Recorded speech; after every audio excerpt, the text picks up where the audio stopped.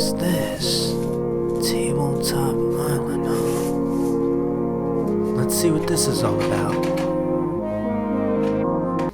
Welcome to Tabletop Island. I'm Bernardo, your host, and today we're going to be talking about painting minis. Now, is it awful?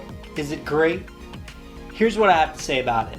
It is hard as crap, and I don't understand how a lot of you guys do such detailed work. It's mind-blowing.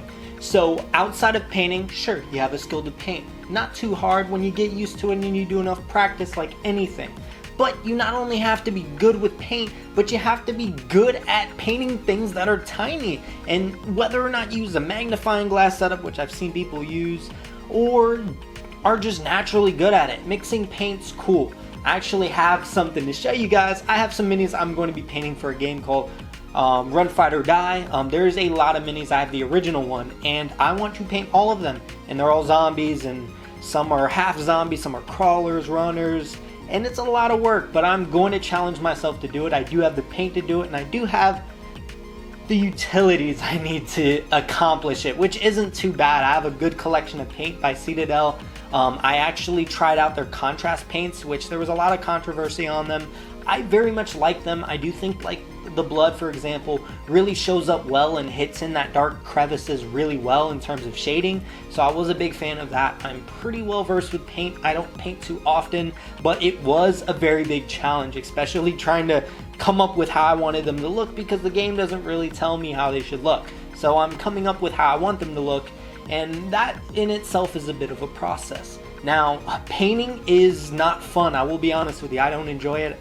I understand for some people it's like therapy. Good for you. You're awesome, because it's not easy at all, and I do commend you for your hard work, especially if you do some outrageous stuff, which I have some pretty ambitious projects I want to be painting soon. We'll get there.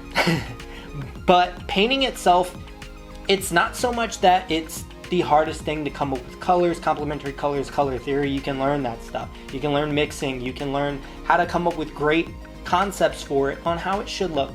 It's accomplishing it in itself is very hard, especially when the paint doesn't really want to work with you, and getting in those little areas is pretty tricky, especially with the bottom base. I'll figure that out when I get there. But I did very much enjoy it. If you take a look, this is what it looked like prior. It was a zombie with a little bit of its brain coming out, holding a heart, and it's kind of ripped up. The clothes are ripped up also. It looks like it's limping. And then I transformed it into this, which you see in front of you. I did get that bloody goriness of the brain and the heart in hand. It's a bit intense if you're weak-hearted, but it's not real, so I don't understand how that'd be a problem for you.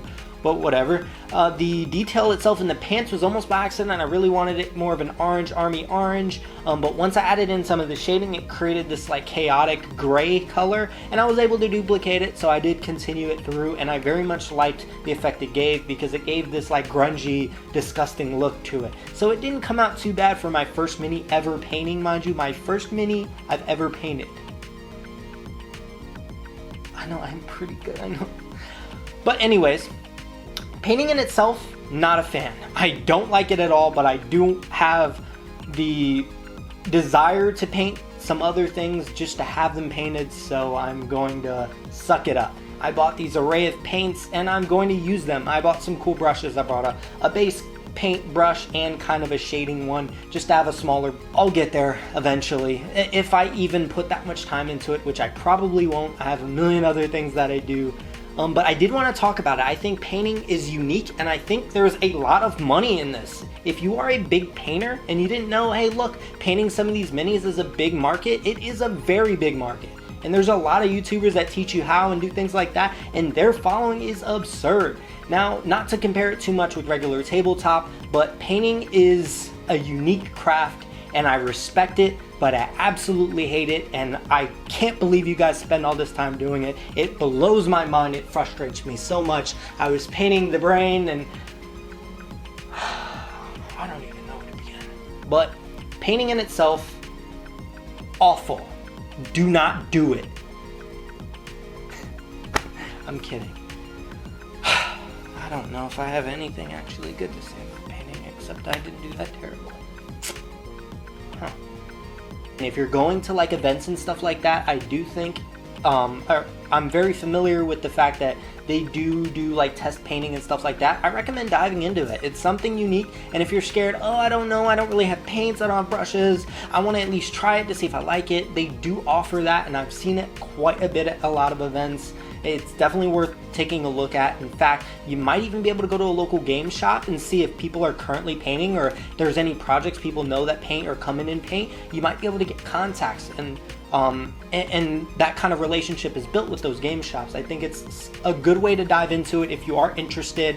I'm personally not interested. I'm just stuck with having to do it, but I do think there's a market for it, and if you are interested, I do recommend checking it out. As for Citadel's contrast paints, I'm a big fan of them. There's a lot of controversy. I don't think it kind of overrides being good at painting, because I think you do still have to be good at painting, but it does cut off of some of the time a little bit for someone who isn't trying to get too detailed with it, but good enough to where you get your point across and what you're trying to convey.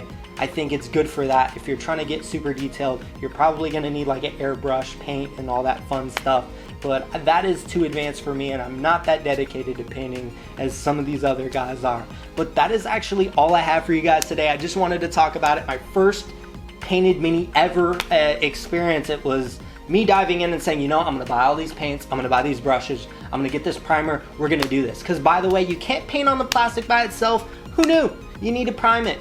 You don't have to prime a canvas, guys. Jeez, how do you expect me to know this stuff? Well, I learned. That is all I have for you guys today. Again, please like, comment, and subscribe. I do appreciate any feedback. I'm trying to make these videos more and more outrageous, and with your help, I have been doing so, so I do appreciate the feedback I've gotten thus far. On Monday, board game reviews, Wednesday, weekly updates / talks, and then on Friday, vintage board game reviews. Thank you guys for watching, and again, if you want to get a notification, there's a bell up there somewhere. You can get notified when my new videos are. That is all I have for you guys today. See you guys next time.